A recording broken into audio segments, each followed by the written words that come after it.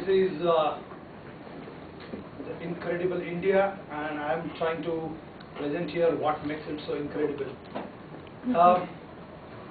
I'll go through a lot many different facets of this country and try to give you what it is. I will start first with the geographical portion of India. It has got the area is exactly 1/3 of United States. I'm using United States as a reference because you can imagine that in a better fashion. And it has got all the different features, like it has got mountains, Himalayas, there are mountains, Sahyadri mountains here on the west side. It has got desert. It has got all the blue lines are all rivers of India, so it has got everything. It has got jungles, it has got a long sea coast everywhere, and that makes it very, having all these rivers, and this situation has made this particular land very fertile land for ages, and that is how many different people got attracted to India from ancient times. Climatically, it is basically a tropically hot country. This is the atmosphere which is very homely for me, so I really enjoy being here in January in this particular month. The best months to visit in India would be November to March, because I would definitely recommend you people to avoid going in summer, because it would be quite hot there, especially in North India. South also, some of the pockets are very good, but those are very limited areas where you can be really comfortable in summer. Politically, India is multi-party democracy, which I think everybody knows by this time, and it has got a lot of disadvantages because of that, advantages because of that. It consists of 28 states and 7 union territories. Union territories are the areas which are governed directly by the President of India. The President's rule there. And these are the small pockets, actually, these are not big states. And it's a parliamentary democracy, so elections in India is a very big event.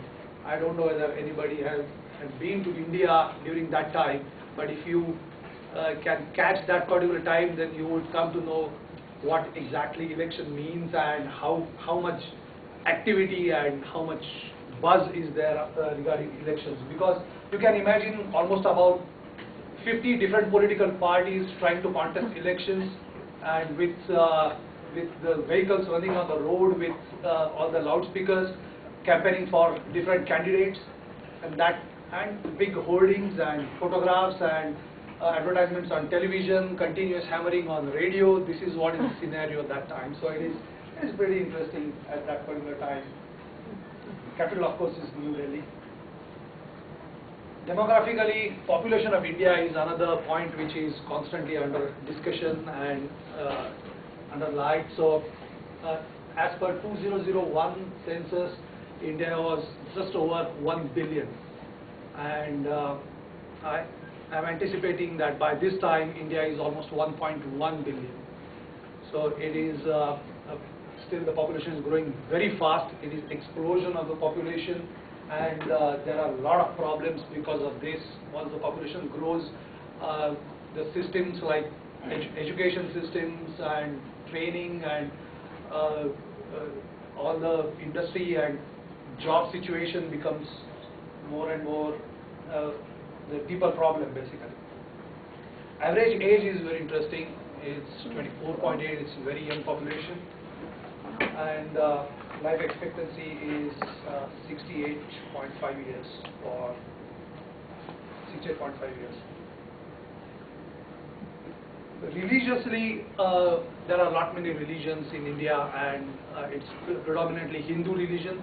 About 80% Hindu people, 13% Muslims, and rest is a small portion of that. But that makes the country far more interesting because it has got a lot of impact on the culture of India. We'll go through that. As far as economic development is concerned, I would say that the population below poverty line is declining over the years. Here in the graph it is showing from 1973 to 2000. which has come down from 54.9 to 26.1. So economically, the country is improving. Of course, GDP, we have all seen the latest figure in month of April.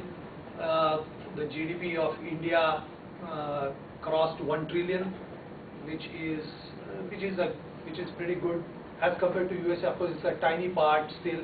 USA's GDP is 13 trillion, so it's still a very small portion. This is something which is very interesting, and everybody is saying that the economic reforms and India is shining, India is coming up, and it's emerging economy and all. But till today, for the majority of Indians, the main source of job is agriculture and farming, and that particular portion is very difficult for government to open up for reforms, simply because the kind of labor for the majority of Indian people who do not have much of education, and they are not geared up for competing with the rest of the world, they are dependent on this particular sector. Although somebody has taken out this particular thing that business, economy, engineering and industry, that sector is growing stronger and stronger, agriculture is weak, but from my personal point of view, I think it would be disastrous for India to open up the agricultural sector, and because there would be a big impact on majority of the population which is not very well educated. How is Indian currency doing? Indian currency at one point of time in my childhood, I don't know, I don't remember exactly the year, but Indian rupee was, $1 was equal to about 10 or 11 Indian rupees, and then but that was with the support of Reserve Bank of India. So the Reserve Bank was supporting the Indian rupee, and that is how the value of rupee was high. About 10 to 15 years back, Reserve Bank decided not to support Indian rupee and let it achieve the level of value what it will achieve, and will not support that, and with that the rupee went to almost about 50 rupees per dollar, and then it improved slightly, and it was stable up to 46 to 47 rupees per dollar, and now it is at 41 rupees a dollar, and this improvement has taken place in just last 1 year. Rupee has appreciated by almost about 13 to 15%. That is another indication that Indian economy is coming up. This was a short glimpse of what the economy is, and I would like to go in the real thing which I want to tell you, and that is history of India, and you will see that many of the roots of the culture, what you see today, are in history of India. India, of course, is a very ancient country. You can see that in the slide that from 2500 BC, there are traces and evidences of civilization that civilization was called as Harappan civilization, and which is basically this particular portion, today's Pakistan, where you can see this Harappa here, where the civilization actually started, and the Hinduism actually started in this particular time, that's 2500 BC to 1500 BC. So it is one of the oldest religions, I would say, and truly this was an agglomeration of people which can be called as civilization. Those were not the people who do not have any rules, or they just have the survival instinct. It was not like that. It was a truly civilization kind of a thing, where people had language to talk to each other. They could communicate better. Socially, they were very well developed. Technically, they were very well developed. They were knowing how to prepare clothes. They were knowing how to prepare. They were very advanced in preparing utensils from earthen utensils. They also developed after a few years metallic utensils, and this is one of the real, I would say, a leap in human development of this Harappan civilization. Is Vedic civilization also developed? Vedic civilization is something to do with core values of Hinduism. There are 4 books which are called as Vedas, and these Vedas are the books which actually led in this particular civilization and guided this civilization. The values in those books guided the civilization, and because of those Vedas, this particular civilization is also called as Vedic civilization. And of course, Hinduism evolved in this particular time. From 560 BC to 480 BC, this is called as Gautam Buddha era, where the Buddhism evolved in India, and then Alexander invaded India in 326 BC. All the invasions in India were from this side, because this entire thing is Himalayas, and it was not possible that time. Even today also it is extremely difficult unless you have planes to come across Himalaya. So all the invasions in India came from this side, and India was a big attraction simply because of the very fertile land there. You can see that the Mauryan Empire,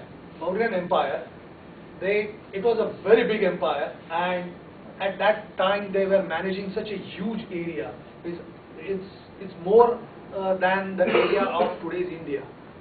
So there's a myth in a lot of people that when British came to India, they actually brought the country together.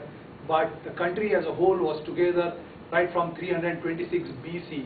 You can see from this particular map that how it was consolidated.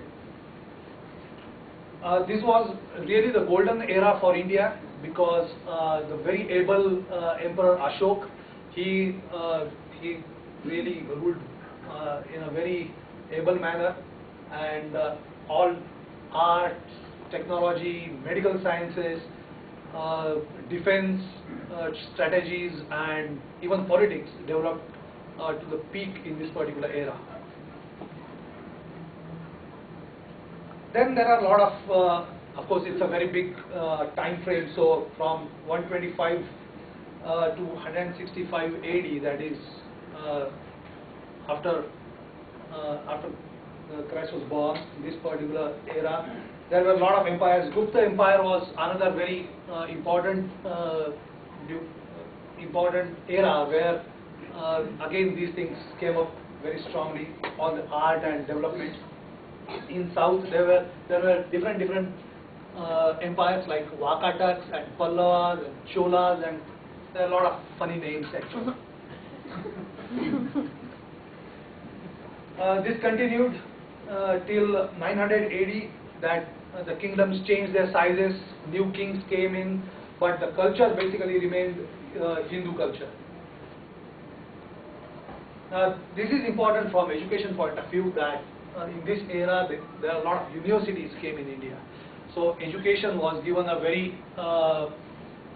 high importance by different emperors and kings, and the universities like Nalanda and Takshashila, one of the oldest in the world, they got developed in this particular era. In medieval history, that is year 1000 and onwards, basically the Islamic invasion started from again the same northwest region, but this invasion was stopped by Chauhans. The Prithviraj Chauhan, one of the very strong emperors there, very brave. He stopped that invasion, but the Muhammad Ghori, he was very ambitious, and he had decided that he had to go to India and take up this particular country, and that is how he again invaded successfully just next year, that is 1192. And then for next 100 years, 300 years, the Islamic invasion spread across India completely, but it could not enter the south that fast. But slowly, gradually, there are a lot of battles. This particular area of Yadavas, that is Devgiri, was one of the very rich areas. There are stories of having tremendous amount of gold and all those ancient stories there. Then that invasion really went up to this Bahamanis and Gondwana, all these, the Islamic invasion came almost all over India, and it was throughout. The Vijayanagar, Bijapur empires were again taken over by Muslims, and it goes on basically. At the end of the 17th century, this was the complete Mughal empire. It was complete India. But in some of the pockets of the area where I come from, those were rebellion people, Marathas, and that is what is the name of my language is Marathi. So it is from the same family. They were very strong people, and they had their own empire in Maharashtra. So Maharashtra is one state of India. In that, this was the empire of Chhatrapati Shivaji, one of the great warriors and kings of India. He had these are the pockets of his kingdom. But after that, I do not have map. But this particular kingdom actually spread, and he expanded that, and whatever the previous map is, that actually became the kingdom of Marathas. Not the entire thing. This part they could not take, but almost all the thing except Delhi they could take up to this. There is a river called Attak. Up to that river, the Marathas went and they spread their kingdom. But after that, there was an invasion of a very different kind, the British invasion. Everybody knows this particular history, and they actually came in India and started consolidating in the 18th century, and British got political power in they started getting political power in 1757, and in 100 years, British Empire looked like this. The pink area is all British Empire, and there are various pockets where there was no rule in 1857. But 1857 there was a first freedom struggle which came up as a consolidated, because that time people in India were quite divided by religion, by caste system, by languages, by beliefs, and so many things, and they really were not united. And that was the reason why British could systematically, and with hardly any resistance, they could conquer the entire country. But then in 1857, the people came together in north of India, in this particular part especially, and they fought war against British just to what do you call in English? Just to get them out of the country. But they could not succeed because they were not that organized as what British were, and as a result of that, India was ruled by British up to 1947, that is another 100 years. But the major freedom struggle started from very city from which I come from, Pune. Lokmanya Tilak and Agarkar, these are some of the idols who started this particular struggle and carried forward by a big list of people, including Pandit Nehru, Mahatma Gandhi, of course, he is the architect of Indian freedom, and many, many more. 15th August 1947 was the Independence Day, and this is how India looked like, and this is today's India. There's the Pakistan and Bangladesh. These two, Pakistan, this was West Pakistan, this is East Pakistan. The East and West. This was Pakistan in 1947. But in 1971, India actually, there were a lot of efforts for East Pakistanis to get freedom from West Pakistan, and India actually helped them get that, and it was born as a new country in 1971 as Bangladesh. There was a war between India and Pakistan that time, and it is called as Bangladesh War, and Bangladesh got independence there. So this is basically the history, and once we go further, we will come to know how this history is influencing the culture. The cultural values, I would say, is very diverse and very rich culture because of such a long history and so many people coming here and living. it's a culture of tolerance and noble values. It is a mix of religions, beliefs, arts, and it's a unity in diversity, because there are so many different types of people living in India as one country that it's amazing even for me that how come everybody is so close. But there are different reasons for that. Predominantly the culture is Hindu, and Hinduism, because of its very extremely adaptive and tolerant nature, it survived through all these invasions for centuries together. This is the core thing now we are coming to. I'm going to show you some of the photographs of Hindu gods and goddesses. The one to start with is Ganpati, which is Ganesh, which is elephant head god, the god which we worship to start anything. For example, if I have to start MBA course now, I would worship this god, and this god is famous for making your way smooth, so that there are no hurdles, and he would take out the hurdles. These are all beliefs, of course. God Shiva, one of the very famous across the world. Shiva is father of Ganesh, and he is a destroyer. So a very straightforward but very angry type of personality, and having tremendous strength. And there are millions in India who worship, who would go with God Shiva and worship God Shiva. God Shiva here is shown in a, you can see that there is a demon here, and Lord Shiva is standing on that.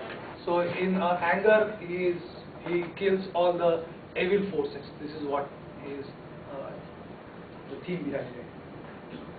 Venkatesh is another very rich god in South India.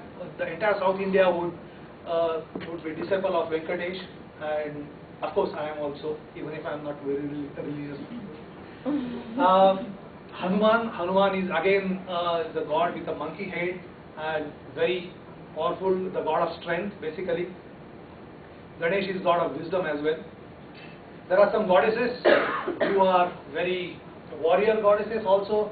Lakshmi is goddess of wealth and money, so I would always go and worship Lakshmi so that I would get some money. This is very interesting. There is another god who is Vishnu, and Vishnu is the one which is supposed to take incarnations, different incarnations. The entire Hinduism actually is based on the philosophy of incarnations. That Hindus believe that once we die, actually we do not die. The soul remains, and soul again takes rebirth, and it comes again and again. So with the same theme, the god Vishnu is supposed to take different forms and incarnations in different incarnations. We believe that the god Vishnu comes on earth whenever the situation becomes very grim and evil forces or evil thinking try to take over. The god Vishnu comes at different times and would destroy this particular evil thinking, and would establish the truth and the good thinking. Now here, if you see, these are the 10 incarnations of God Vishnu. If you see, first is fish incarnation, which is called as Matsya. Second is turtle, which is called as Kacha. Third one is the boar incarnation, which is Varaha in Sanskrit. This is Narsimha, which is, Varaha is the animal form actually. So it is boar incarnation. Then this is Narsimha, who has got the body of human and face of lion. Then there is a Vaman, which is a dwarf person. Then it's a Parshuram. You can see a weapon in his hand. He's a very angry person. Then this is a Ram, who is a perfect person. Then there is a Krishna, who is very good in politics and socially. He developed those values. And here is something very interesting. The 9th incarnation of Vishnu is Buddha.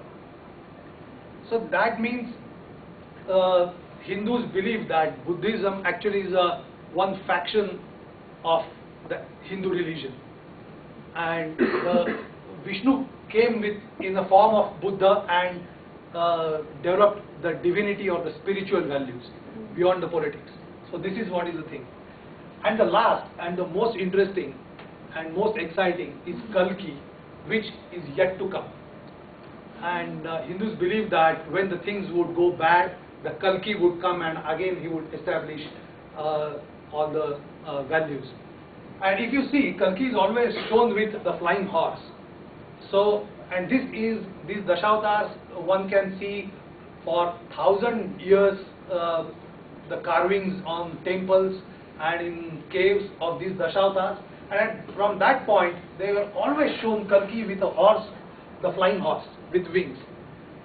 And what the modern people interpret this as, people at that time were imagining that one day there would be some flying machines. Another very, very interesting thing about this particular slide is, this is the sequence by which the incarnations took place. So I have got a question to all of you. What trend you see in this? What trend in this sequence you see? Evolution. Evolution. Yeah. So this is basically, this is aquatic, an amphibian, then this is animal, half human, the underdeveloped human, emotionally underdeveloped human. Or it's a very angry, or he cannot control his emotions. There is a perfect person, then politically developed human, spiritually developed human. And next we don't know what development is going to come. So this is the very long vision by, I don't know who came out with this or this experience or what, but this is something very, very interesting. The two incarnations, I would say, the Ram and Krishna, those are the most worshipped incarnations in India, and this is the effigy of Ram and this is Sri Krishna.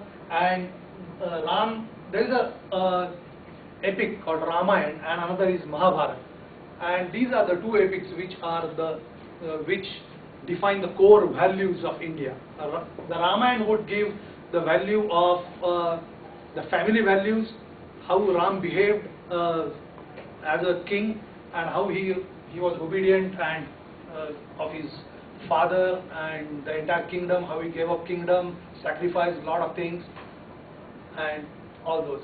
And Krishna, here Krishna is telling Arjun, the warrior, that the truth is the thing which is the most important thing, and you are only the pawn here. You have been sent by some other force here to do your karma, that is, do whatever you are supposed to do, you just do it and don't think of the result, because that is not, to think of result is not your territory. You just do whatever you want to do, and here you have to fight for the truth, so go ahead and fight the war. And this is the entire summary of Hinduism. The philosophy with which Hindus can fight war is this particular philosophy. Let's come to some of the temples. It's a land of temples. There are thousands and thousands of temples. Whosoever has visited would come to know. And these temples are one of the very, very interesting, I would say, examples of architecture. A couple of them I would narrate. This is a Konark temple at the eastern coast of India. This is a Sun temple, very, very old and huge. You can imagine the size of this. Unfortunately, for over all the years and invasion of Muslims and different people, they destroyed a lot of temples because they wanted to kill the philosophy of philosophy. So you can see that these are the ruins, and there are some of the good temples. And this is a big temple complex actually. And there were such a huge temples built in that complex. So you can imagine how big the activity that time was. This is something which amazes me and amazes all the tourists in the world. This is a Ellora temple. You can see a person standing here, and you can see how big the thing is. The speciality of this particular temple is, another thing I want to just tell you, that you can see a hill there, and this is in the hill. This entire temple is one rock. There are Oh no my joints. God. This is the only example in the world where the construction started from the top and they carved out the entire temple. Such a huge temple, the entire space what you see here is carved out at that time. So this was going on for centuries together. And this is fortunately very near from where I live in India, about 5 hours drive, and this is World Heritage Site. And this the kind of sculpture there, the quality of sculpture, the emotions, the dressing, which you can see from these carvings and sculptures here. I mean, it's absolute amazing and bizarre. Hinduism, of course, because of its very tolerant nature and the kind of freedom people experience in Hinduism, Hinduism naturally didn't not restricted in India. It went out also, and you can see a lot of temples in Southeast Asia, especially in Indonesia, Malaysia, Java, Sumatra. This is a temple in Java, which is a very big temple actually. Some of the Hindu monks or pilgrims or some of the leaders. This is a very typical sadhu who has nothing to do with the mundane world, and he is always with the God. And there are some religious leaders. Islamic culture, of course, there is a Jama Masjid in Delhi, very big. There is a big portion of Muslims as a part of India. Taj Mahal, of course, is one of the 7 wonders, and this is something which I would highly recommend you people to go and visit. Not only Taj Mahal but Ellora also, because that is very unique. Music. I would just give a glimpse of the Indian classical music. It's completely different.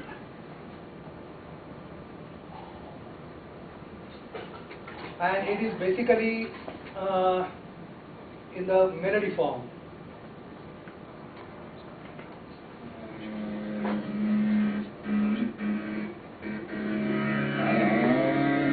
It starts very slow, and you need a lot of patience to enjoy this music.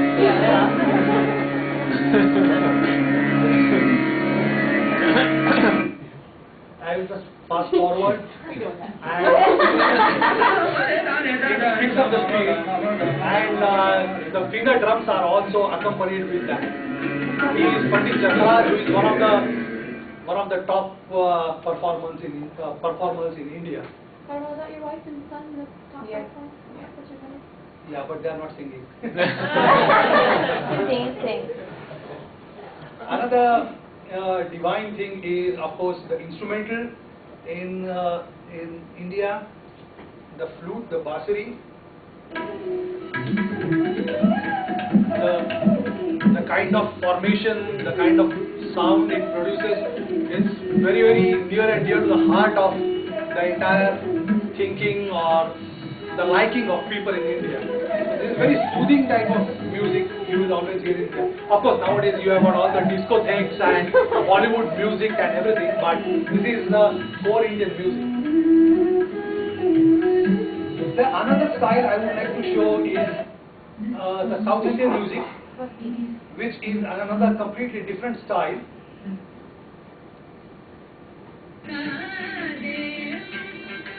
It's a vocal actually, but you can see how different it is.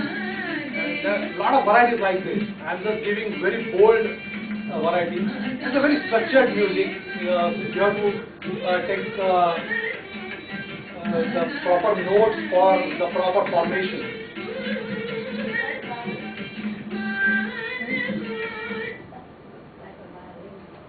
Yeah, it is violin. I mean, the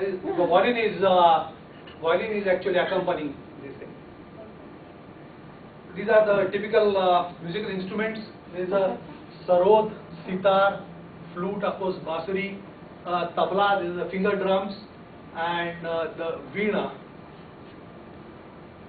The dances, actually, the Bharatnatyam, Kathak, mostly in music and in dances, it's a means of communication and mostly all the values of love, affection, and the mythological stories are conveyed through this. Even if you see, if you go to any of the temples, you will see those 10 incarnations carved in most of the temples. So it is basically the mythological stories which are depicted, or the stories from Ramayana and Mahabharata. Those are the two epics which I mentioned. Kathakali, this would be interesting actually. Let me just.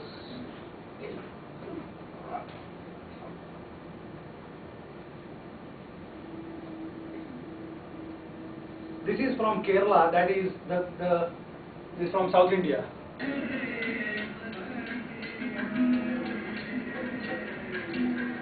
So you can see the kind of dress is very ornate and lot of makeup, and they are normally Kathakali. Katha is story, so they are telling story through this dance, and normally these stories are from Ramayana and Mahabharata. Those are the two epics which I talked about. It's a makeup, and he has put all the things on his face. It's like Chinese opera. Yeah.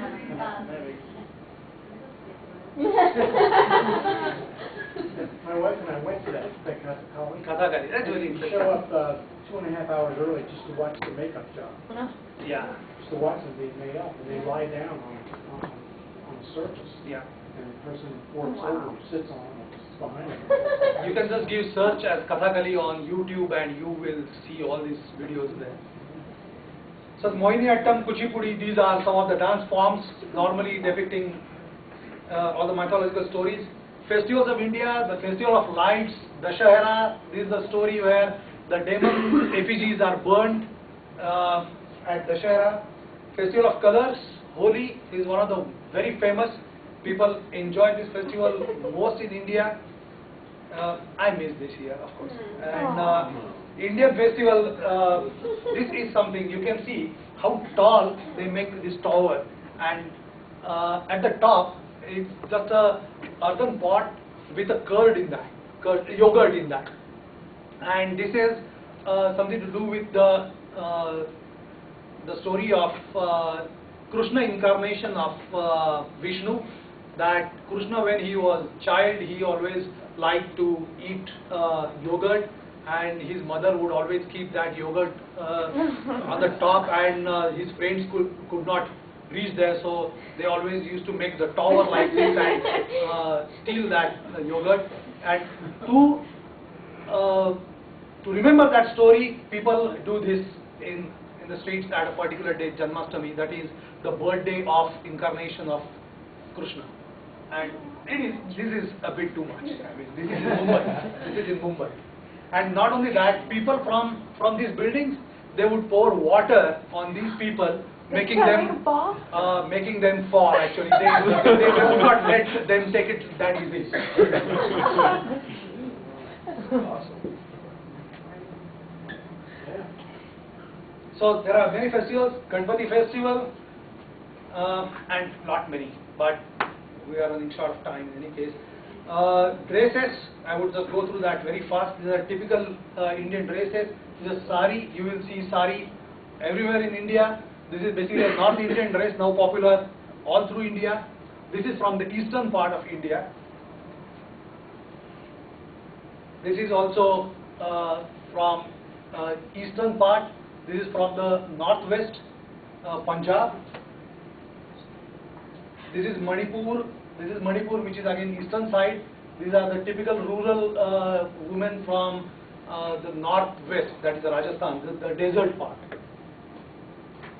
This is also from the desert part.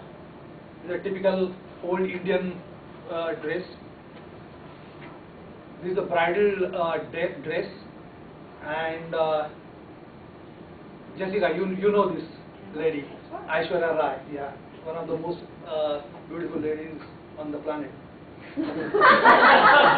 And this is, although you are laughing, this is not a joke. She is voted the most beautiful lady on the planet. Anyway, I have a couple of more photographs. Hold on. So food of course you had glimpse of that, but traditional Indian food is eaten on a banana leaf. The banana leaf is taken, it is of course cleaned and The food is taken on that. This is where the marriage ceremony or any ceremony, when people go and take food, they would normally eat it with hands, not with spoons and forks. And this is what is the typical arrangement of banana leaves. Very hygienic. You can just throw it away and it's absolutely ecologically friendly. No plastic or no thermocol. Of course, nowadays people use languages. There are 114 scheduled languages in India, and many more unscheduled. So it's a land of different languages. Scheduled mean official or? Official, yeah, official. That is in the Indian Gazette. These are the languages which different state governments would use for their working and dealing with the people. 114. Cities in I'll just take a couple of minutes.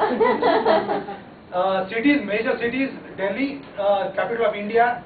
This is the Parliament House, the India Gate, the temples in Delhi, the Lotus Temple, and Qutub Minar, the airports, and the business district of Delhi. And this is something interesting. This is the real traffic in Delhi, where you can see that this is a scooter, and there are 5 people sitting on that. 1, 2, 3, 4, and 5 on scooter, and they would go like that. To protect from pollution, you can see the people would be wearing masks, and pedestrians and all the crowded streets. It's amazing. Mumbai, the business capital of India. This is what is the skyline. The public transport. This is something which is really practical there. Mumbai in rainy season, in monsoon, really becomes a big problem, and you can see the lot of traffic disruptions and very different form of traffic. But that is a very rare crowd or number of people. This is amazing. Of course, this is very unusual. This is if there is a disruption in traffic or something wrong going on and there is a panic, then whatever available means people would like to take transport, and in that panic even that can happen. And you can, this is not that situation. This is normal situation. This is everyday situation in Mumbai. Slums is also an integral part of Mumbai. Unfortunate, but that is the rather. This particular photograph is of the biggest slum in Asia, Dharavi. Cricket crazy Mumbai. Mumbai is really cricket crazy. People are really crazy about cricket. But you know, it's not only Indians who are cricket crazy.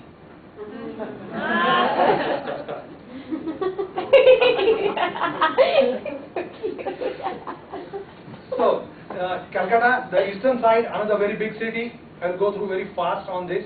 These are Chennai on the south side. Chennai is more clean and is better city in metropolitan cities. Traffic, again, almost the same. Chennai is also a movie crazy city.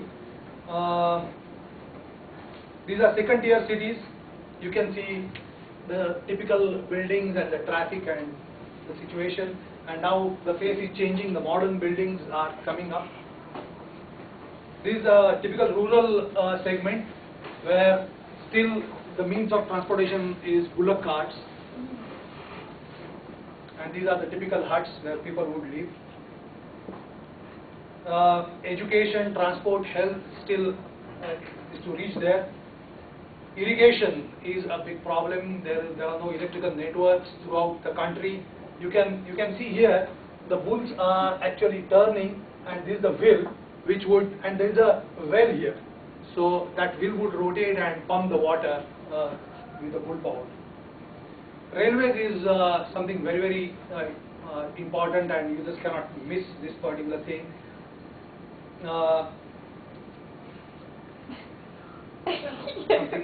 Something very unusual. This is not a day-to-day thing, but railways is something which is very important for India, the means of transportation.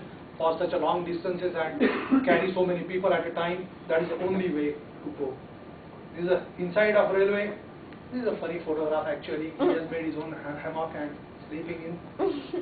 Cinema it's a cinema crazy country, and you thought that it's only Hollywood and Bollywood, but no.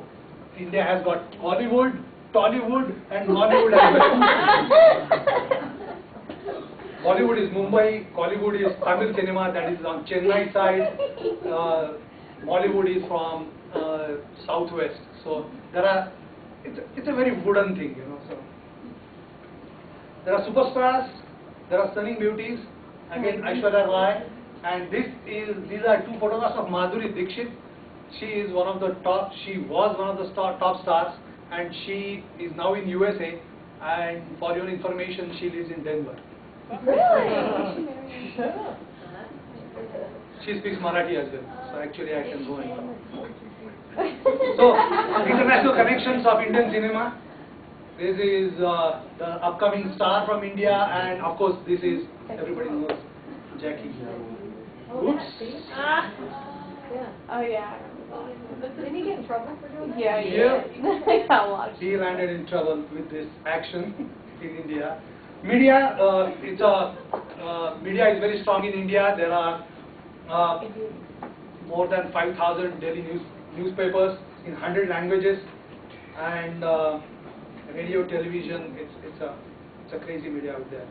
Technological advancements, space technology. India is advancing quite fast. It's sending satellites on its own. The industrialization, the automobile manufacturing, the mobile revolution. You can see up to what, I mean, in every part of society, the communication has reached. Indian idols. Let's go very fast. I'm really sorry. I'm just take a couple of minutes more. The astronomy. This Bhaskaracharya and Aryabhatta. These are the ancient people in Gupta's or Mauryan Empire, where they developed very advanced geometry and mathematics. This is a person who invented zero, the concept of zero, and lot of different geometric things. We know that it was sorry, Jean Marco, but Italians who were more prone, and they actually came out with the concept of Earth is moving around the sun. But much centuries before that, Aryabhatta has written that the Earth is round, and it not only Earth, but he also had found 9 planets, and he had written the concept that all the planets revolve around the sun, many centuries before that. Surgery was also very much developed. This is a Sushruta. This is of course the painting depiction. This is a Sushruta who was father of Indian surgery. He was, I think, if I am not mistaken, he was somewhere around 800 AD, but his times are not exactly known. He is supposed to be from 380 to 800 AD. But in that particular time, he had 108 surgical instruments with him. He could perform the cataract surgery that time in the eye. Oh, wow. He performed orthopedic surgeries, and he used wine to give anesthetic effect and to reduce the pain of the patients. He also taught many other doctors, and he had his own college or teaching institution where people had to study 4 years medicine first. 4 years they had to assist him doing surgeries, and then if he says that now you are skilled enough, then and then they were allowed to do surgeries that time. The most important part was he used to make them take the Hippocratic oath as well that time. So his thinking was that advanced at that particular time. Mathematicians, Ramanujan, Narendra Karmarkar is the one who came out with the algorithms very recently, about 15 years back here in USA, in Bell Labs. Chhatrapati Shivaji, the king, I mentioned the Maratha king, and freedom fighters there's a whole list of that. The person who started the freedom struggle, Savarkar, another very strong personality. Lajpat Rai, Subhash Chandra Bose, he went international to get support of Germans and Italians against British in India. Sardar Patel, Bhagat Singh, these are the idols. Mahatma Gandhi, of course, everybody knows. The first Prime Minister of India, Pandit Nehru. Indira Gandhi, the Iron Lady of India, again was in power for 20 years as a Prime Minister. A religious leader, Swami Vivekananda, the Hindu religious leader, he came to USA about 80 years back and gave lecture on Hinduism in international religious meet. He's a very, he's got tremendous following in India. Industrialists, Tatas, they started industry in India. J.R.D. Tata, Jamshedji Tata started the steel industry, and J.R.D. Tata, again, his next generation, Ratan Tata, the third generation, is running the Tata Group of Industries, the biggest industrial house in India. Birla Group is second largest group, so this is Kumar Mangalam Birla, who is the chairman of the Birla Group today. Ambani's another very dynamic industrialists in India. They came out with petrochemical industries, refineries, and nowadays in every telecom and pipelines and infrastructure industry. Kirloskars, they also came out with all the engineering industry. Azim Premji and Narayan Murthy, the IT industry revolution in India. In sports, Dhyan Chand, that is hockey. Field hockey is the national sport of India. So Dhyan Chand, Geet Sethi in billiards. Billiards is different than snooker actually. Vishwanathan Anand in chess, he is world champion. Kapil Dev and the cricket, of course, the cricket idols, Sunil Gavaskar, Sachin Tendulkar. These are the tremendous fan following. Tremendous. I mean, I cannot express or I cannot really tell you what that means in India. For peace, the Rabindranath Tagore and Mother Teresa, these are the Nobel Prize winners, and many more actually. And going back to the first slide where we started, I would say that these are the mountains, deserts, the history, the villages, values, religious mix, the dances, the food, the culture, the idols, and the people. They actually make the India incredible. So this is what we are.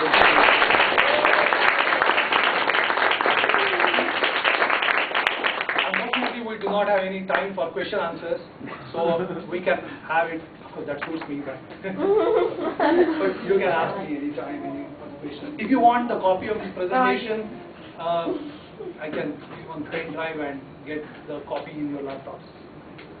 Thank you. Thank you very much. My presentation is great.